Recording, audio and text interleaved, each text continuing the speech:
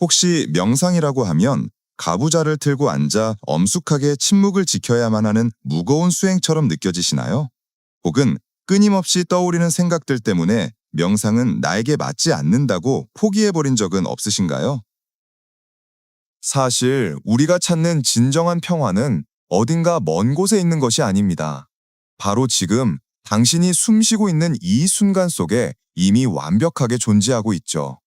오늘은 현대 영성의 거장 에크하르트 톨레의 안내를 따라 복잡한 생각의 감옥에서 벗어나 지금 이 순간이라는 자유의 공간으로 들어가는 여행을 떠나보려 해요.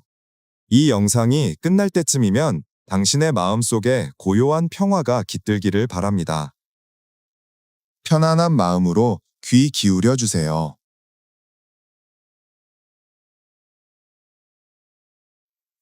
그는 단상에 앉아 우리를 바라보며 천천히 이야기를 시작한다.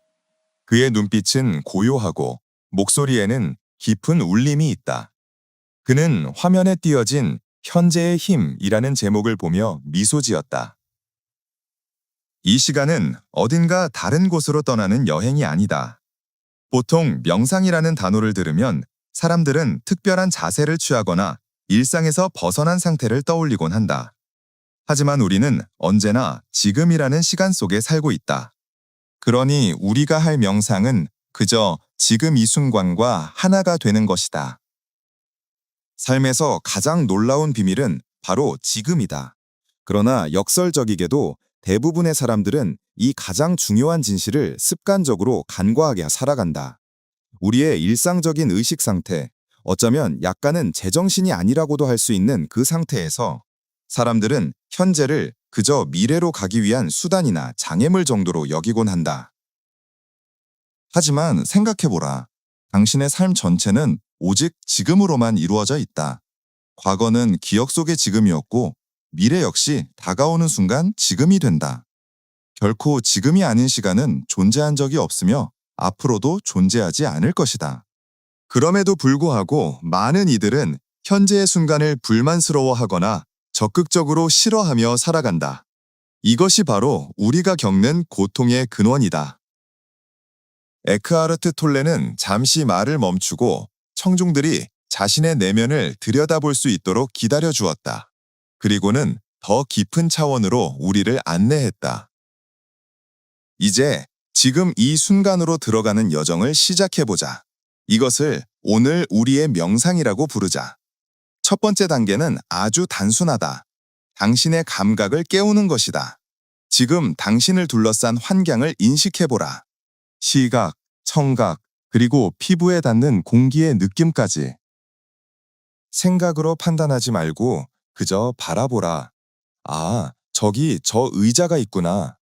조명이 참 아름답게 배치되어 있구나. 이것은 어떤 훈련이나 숙제가 아니다.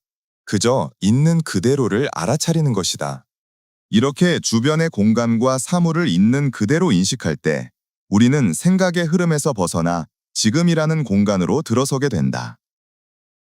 이것을 우리는 인정함이라고 부를 수 있다. 지금 존재하는 것을 거부하지 않고 온전히 인정하는 것, 그리고 더 나아가 지금 있는 그대로의 모습에 대해 감사함을 느끼는 것이다. 도시의 한복판이라 해도 상관없다. 숲이나 해변이 아니어도 좋다. 분주한 거리의 소음, 지나가는 자동차, 바쁘게 움직이는 사람들. 그 모든 것 안에는 생명력이 깃들어 있다. 그 생명의 역동성을 그저 바라보는 것만으로도 당신의 의식에는 변화가 일어난다. 혹시 하늘을 올려다본 적이 언제인가? 구름이 잔뜩 낀 날이라 해도 그 구름 뒤에는 언제나 태양이 빛나고 있음을 기억하는가? 이렇게 감각을 통해 세상과 만날 때 우리는 생각하는 자가 아니라 존재하는 자로서 그곳에 머물게 된다. 하지만 현대인들은 너무나도 깊은 생각의 감옥에 갇혀 있다. 그는 안타까운 표정으로 현대 문명의 병폐를 지적했다. 대부분의 사람들은 자신의 머릿속에서 들려오는 목소리, 즉 끊임없는 생각의 흐름에 휩쓸려 살아간다. 길을 걸으면서도 주변을 보지 못하고 오직 가구에 부딪히지 않을 정도의 최소한의 주의력만 남겨둔 채 온통 과거나 미래의 생각에 빠져 있다. 특히 요즘은 디지털 기기들이 이 증상을 더욱 악화시키고 있다.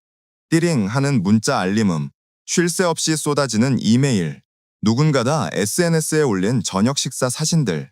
우리는 그 모든 것에 즉각적으로 반응하며 소중한 주의력을 빼앗긴다. 이것은 마치 생각의 홍수에 빠져 허우적거리는 것과 같다. 불만, 걱정, 남 탓, 후회. 꼬리에 꼬리를 무는 이 정신적인 소음들이 당신의 삶을 지배하게 놔둘 것인가?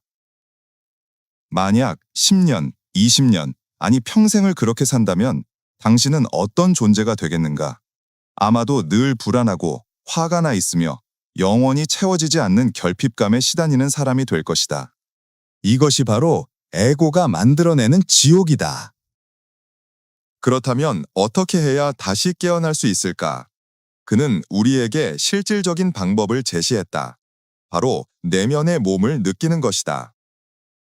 생각이 잦아들고 감각이 깨어날 때 당신은 자신의 몸 안에서 어떤 미세한 생명력을 느낄 수 있다. 눈을 감고 자신의 손을 느껴보라. 손을 보지도 않고 만지지도 않으면서 손이 거기에 있다는 것을 어떻게 알 수 있는가? 지금 한번 시도해보라. 이론적인 대답은 필요 없다.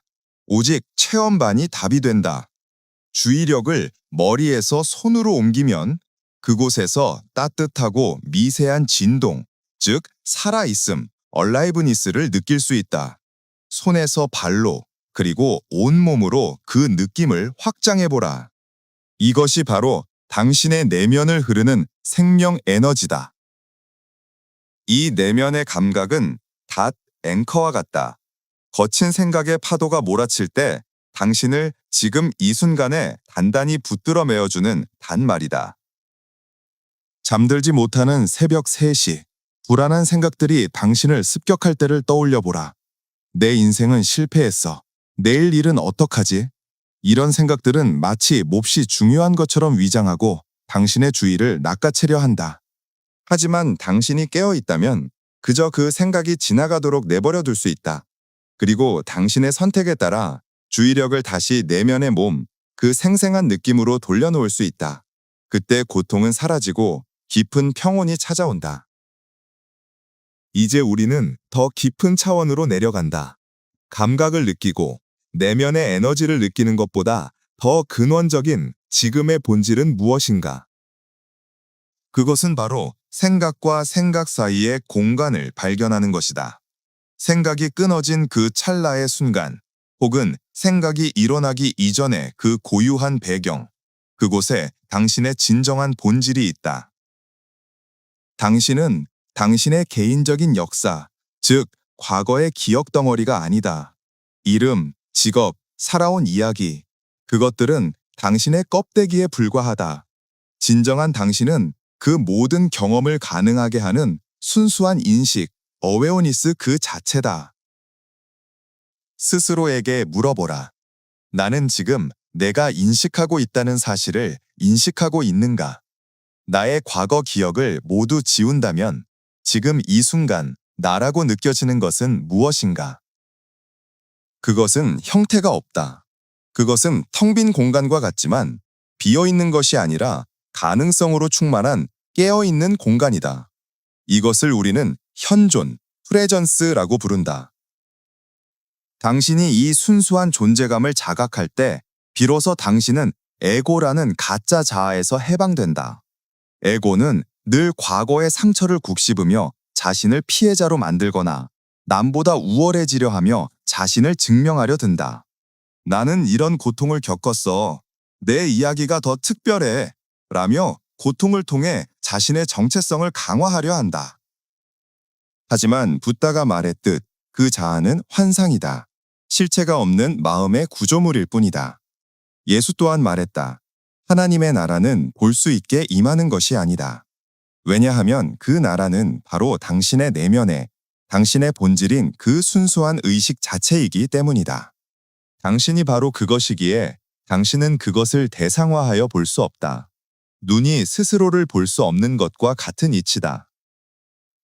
이것이 삶의 가장 큰 비밀이다.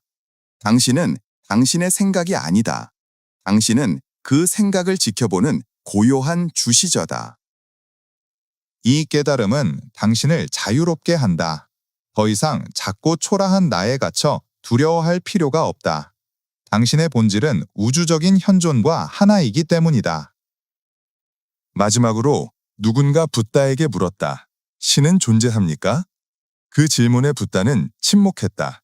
고귀한 침묵을 지켰다. 왜냐하면 신 혹은 진리는 말로 설명되는 순간 또 하나의 개념으로 전락해버리기 때문이다. 그 침묵, 그 텅 빈 충만함, 그 고요한 현존, 그것이 바로 대답이다. 그리고 그것이 바로 당신이다. 그는 조용히 말을 맺으며 그 공간의 감도는 깊은 침묵 속으로 우리를 초대했다. 말이 멈춘 곳에서 진정한 명상은 비로소 시작된다. 오늘 에크하르트 톨레와 함께한 이 짧은 여정이 당신의 마음속에 작은 쉼표가 되었기를 바랍니다.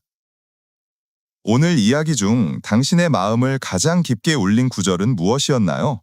생각의 감옥에서 벗어나라는 메시지였나요? 아니면 내면의 몸을 느껴보라는 제안이었나요? 댓글로 당신의 소중한 성찰을 남겨주시면 이 공간이 서로의 깨어남을 응원하는 따뜻한 도량이 될 것입니다. 이 지혜의 여정에 계속 동참하고 싶으시다면 조용히 구독 버튼을 눌러주세요. 당신이 누르는 좋아요는 이 고요한 울림이 더 많은 이들에게 닿아 세상의 소란함을 잠재우는 자비로운 행위가 됩니다. 더 깊은 탐구를 원하시거나 이 채널의 성장을 응원하고 싶으시다면 멤버십을 통해 함께 해주셔도 좋습니다. 다음 영상에서는 우리의 의식은 본래 어디에서 왔는가에 대한 더욱 깊고 본질적인 이야기를 나눠보도록 하겠습니다. 당신의 모든 순간이 그리고 당신의 호흡 하나하나가 깊은 평화 속에 머물기를 바랍니다. 감사합니다.